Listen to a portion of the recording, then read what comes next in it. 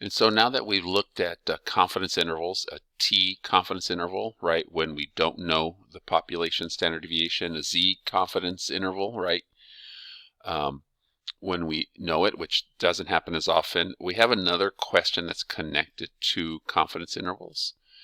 And it's related around this idea of margin of error. So think about, you want to do a statistical study and you want to contain your error. You want to control. You don't want your estimate to be that far off, right? And so that margin of error is that second part, right, of a confidence interval. We have the point estimate plus the margin of error. It's that component here. There's your point estimate. And so we have that, and that's the piece, that's what we call the margin of error, right? And so what we care about in terms of trying to control for this error is like to think about how would we control for the error? And the way we do that is by determining a sample size, a minimum sample size needed so that it controls our error, right?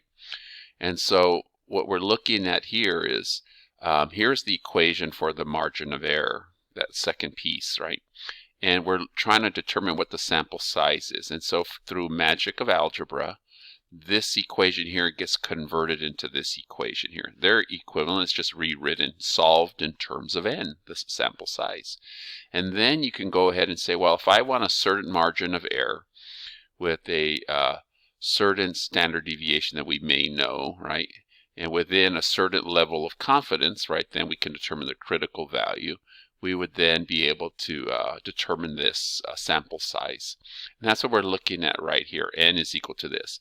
Now this is just an estimate. We're just trying to get an estimate for a sample size, right? That would give us this margin of error. And so looking at this here, what this becomes, this N is solved from here. What this becomes, since we just care about an estimate and we don't always this is an estimate here for our situation. What we do, our estimate equation becomes this here. We end up replacing the T with the Z and the sample standard deviation with the population standard deviation, and then you have E, or margin of error. And so this is the formula we end up using here. And so when we do our calculation, we're always going to round up our answer since we're trying to estimate a sample size. Let's get back to it. There you go. And so here's the last example. We want a margin of error of 4 points. We know the standard deviation is 16, and we want this at a 99% confidence interval. Our Z critical score is 2.578. It's easier to calculate since it's a standard. It's the standard normal distribution. We have this value already from our table, and you just plug in, right? And so now we know when you plug in and you get 106, we now know we need 107 adults to get an error to get our estimate within 4 points. Our margin of error is 4 points. So you'll practice that on some homework problems.